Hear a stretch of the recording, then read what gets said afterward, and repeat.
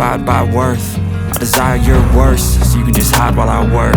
I ain't tired, you first. I'll write a second, third verse about the lies you go disperse. You never did shit, I know it hurts.